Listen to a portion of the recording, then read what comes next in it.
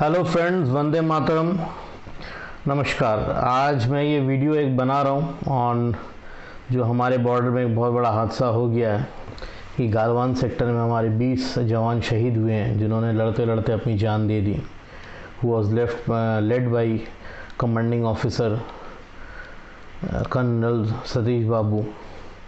Santosh Babu and 20 other soldiers. तो इसी के विषय में मैं कुछ बोलना चाहता हूँ कि इंडिया चाइना के प्रॉब्लम्स जो भी बॉर्डर वॉरफेयर हो रहा है एज वेल एज अक्षय चीन।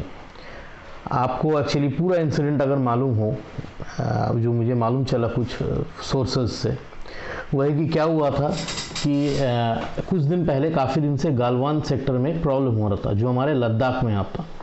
बेसिकली पूरा जम्मू कश्मीर ही इंडिया का था, जिसमें कि अक्षय चीन भी इंक्लूड करता है। इनफैक्ट जब 1947 में हमारी आज़ादी हुई तब Aksai Chin was a very much a part of India, but because of the despondency and lack of initiative of the then Congress government led by Jawaharlal Nehru, we lost Aksai Chin. क्या हुआ था कि अक्षय चीन कभी गार्डिंग होता नहीं था, तो हमारे जो भी सोल्जर्स थे ये पेट्रोलिंग नहीं करते थे अक्षय चीन में। एज वेल एज जब उस समय के जो डिफेंस मिनिस्टर है मिस्टर कृष्णचारी, उन्होंने जब बोला भी था ये नेहरू जी को, तो नेहरू जी ने एक स्टेटमेंट दिया था, this is a place where not even a single blade of grass grows. और क्योंकि वहाँ पेट्रोलिंग नहीं होता था, 1952 में चाइना में ने क्या किया कि एक रोड बनाया तिब्बत टू शिनजियांग को कनेक्ट करने के लिए, जो कि हमारे अक्षय चीन से पास हो रहा था। और काफ़ी साल तक ये बात इंडिया को मालूम नहीं था। फाइनली 1958 या if I am not mistaken 1959 में इस चीज़ को मालूम चला, but by that time it was quite late. उसके बाद भी कोई ज़्यादा एक्शन नहीं लिया हुआ and that Sino China war happened. Sino China war भी अगर आप देखिएगा, it was not a defeat of India, जैसे एक मीडिया प्रोपोगेट करता है, मोस्टली द लेफ्टिस्ट मीडिया, कि India lost the China war. No, India did not lose exactly, because our soldiers did not get the marching orders to fight further. It was a ceasefire. क्या हुआ था मैं आपको बता रहा हूँ कि हमारे 12,000 सिपाही थे और चाइना का करीब 80,000 सिपाही था। एक फियर्स फाइटिंग हुई 12,000 में हमने 1675 हमारे सोल्जर्स शहीद हुए और कुछ कैप्चर भी हुए, करीब 2-2,500। चाइनीज जिनका 80,000 का सोल्जर था, दे लॉस्ट अराउंड 900। तो I won't tell it a complete loss that way. In fact when we were on the winning side at the time India, तब एक सीज फायर डिक्लेयर किया गया चाइना से, एंड हमारे गवर्नमेंट ने भी परस्यू नहीं किया, जिसको बोलता हॉट परस्यूट, कि घुस के मारो। उन्होंने बोलता भैया रुक जाओ, आ जाओ वापस, तो मैटर अनसॉल्व रह गया।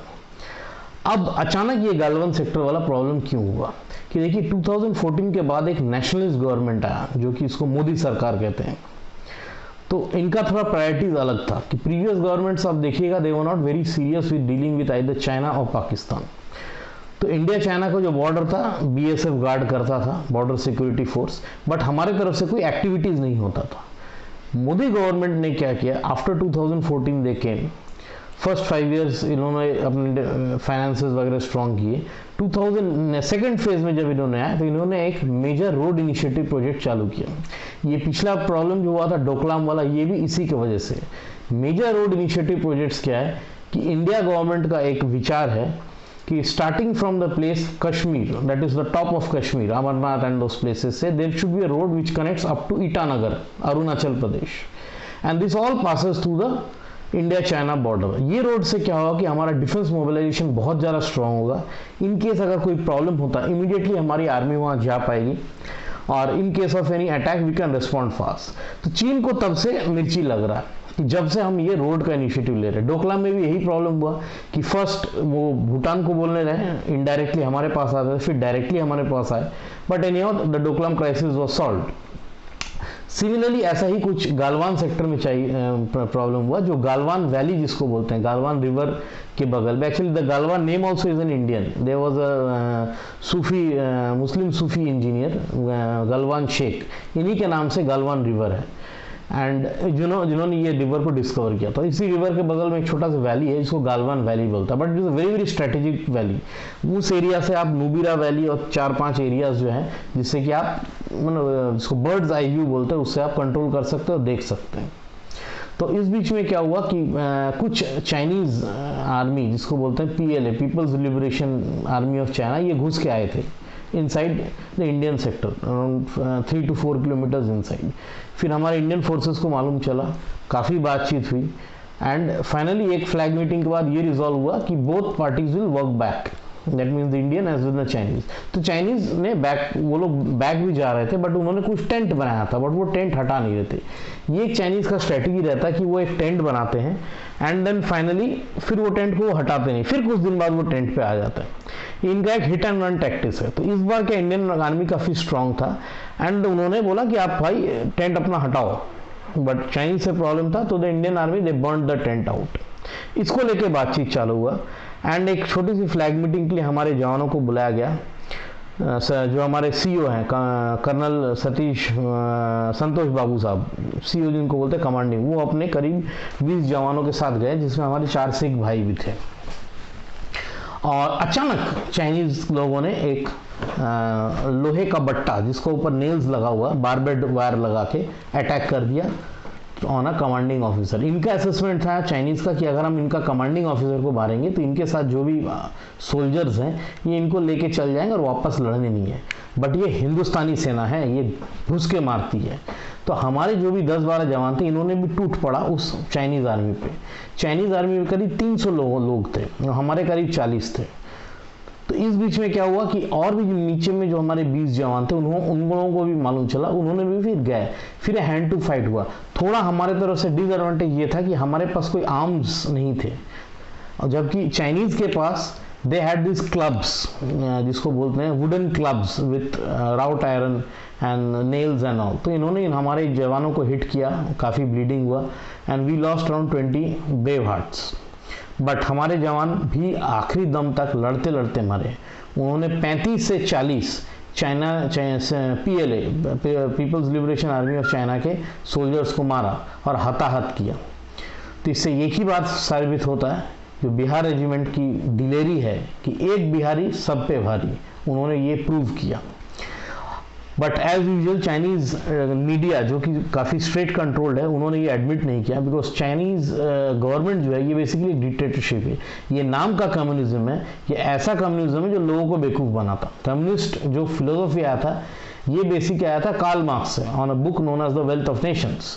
बट जब कार्ल मार्क्स की डेथ हो गई, कम्युनिज्म को सब अपना तरीका से एज अ फैसिज्म यूज़ किया।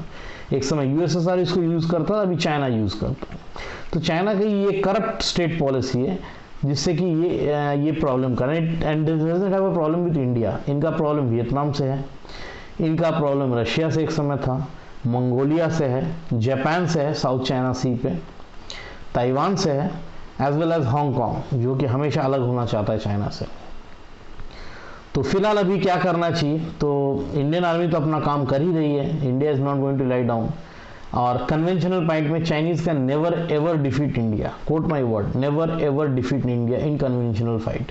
बिकॉज अगर आप चाइनीज फोर्सेस का एनालिसिस करेंगे, चाइनीज में बेसिकली 4 नेशनलिटी रहती हैं। एक है इसमें जो मेजॉरिटी में हैन चाइनीज, जो कि बेसिकली बिजनेसमैन होते हैं, जिन्होंने 1000 साल में कभी कोई लड़ाई नहीं किया। जब मंगोल्स भी अटैक किए थे चाइना पे, मंगोल्स ने पूरा चाइना को अपने गुलाम बना के रखा था। हैन चाइनीज उनको लड़के नहीं भगा पाए। एक दूसरा उसमें लोग रहते हैं चाइना में जिनको मंचूरियन बोलते हैं, Manchurian people. They actually are not a part of, very much a part of China and they have got a racial problem with the Han Chinese. दूसरा उसमें है हुई मुसलमान। ये वो लोग थे जो एक समय थे चाइना में और बाद में जब तुर्किश इन्वेजन हुए उस समय इन्होंने कन्वर्ट किया था इस्लाम में। So they again problems have a problem with the Chinese government because China suppresses religion.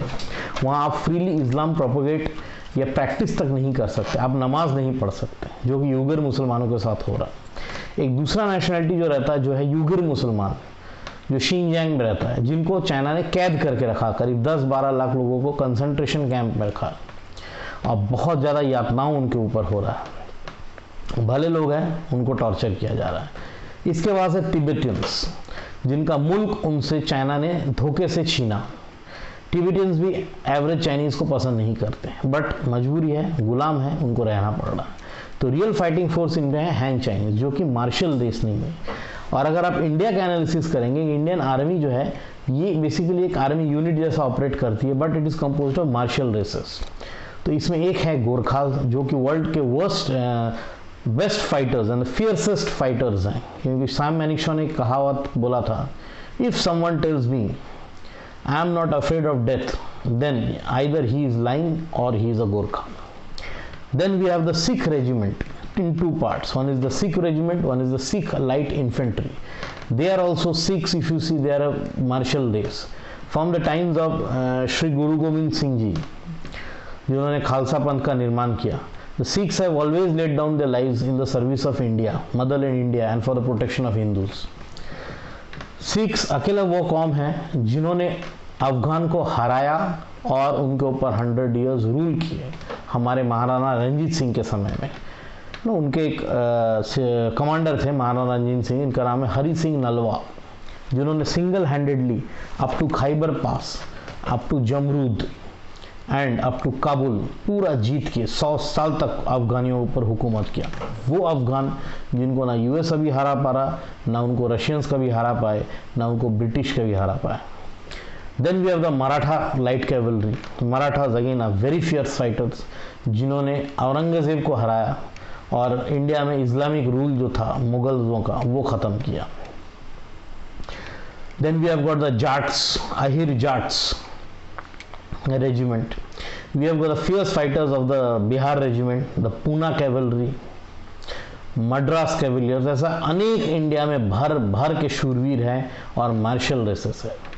तो in a conventional fight leave alone defeating China will get defeated, जो कि अभी प्रूव हो गया. 300 Chinese soldiers could not defeat 50 Indian soldiers. On the contrary Indian soldiers killed 40 Chinese soldiers. But वो तो जो भी है और वो तो आर्मी कर रही है, हम क्या करें. देखिए, सबसे पहला चाइना को ये स्ट्रेंथ मिलता कहाँ, ये मिलता है उनका मनी पावर से. मनी पावर उनको मिलता है ट्रेड से. चाइना का मेन अर्निंग जो है that is through exports. China को कहा जाता है फैक्ट्री ऑफ द वर्ल्ड, क्योंकि बड़ा लो कॉस्ट में प्रोडक्ट बनाते हैं और सेल करते हैं. तो सबसे पहला चाइनीज प्रोडक्ट लेना बंद कीजिए, इंडियन प्रोडक्ट्स को लीजिए, अपना इकोनॉमी स्ट्रॉन्ग कीजिए. हम हर साल 5 lakh crore worth of Chinese goods खरीदते हैं और चाइना हमसे 1.5 लाख करोड़ का सामान खरीदता है. तो हमारा एक ट्रेड डेफिसिट होता है करीब 3.5 लाख करोड़ एक इंडियन चाइनीज इकोनॉमी को दे देता है. Be Indian, buy Indian, boycott Chinese goods. बहुत सारा ऐसा चीज़ है जिसमें इंडियन मैन्युफैक्चरर्स हैं, बट हमारा एक मेंटेलिटी है कि भाई foreign, royal blood, foreign goods, imported. इस चलते हम इंडियन प्रोडक्ट्स को प्रमोट नहीं करते. Suppose Indian toys, Indian jackets. See, this is the jacket I am wearing. It's an Indian leather jacket, but made in India. तो ये products को लीजिए. 2 पैसा आपको ज़्यादा रहेगा, बट वो 2 पैसा आपके देश के लिए खर्च होगा. तो ये एक मेंटालिटी देखिए, लोगों में शेयर कीजिए. और ये मेरा वीडियो है और एक नया चैनल हम लोग चालू किए हैं. कि पहले तो मैं जो भी बनाता था मार्क टेक्नोलॉजीज़ में डाल देता था. अभी मैं थोड़ा चेंज किया हूँ कि हमारा जो भी टेक्निकल वीडियोज़ है वो होगा मार्क टेक्नोलॉजीज़ में. पर जो भी हम लोग सोशो इकोनॉमिक इश्यूज़ या पॉलिटिकल इश्यूज़ पे बात करेंगे, इसको हम लोग अब से पोस्ट करेंगे on a new channel known as the snake eaters show. तो please go to YouTube, type the snake eaters show. You can see us, subscribe us and press the bell button. Thank you. Then वंदे मातरम. जय हिंद.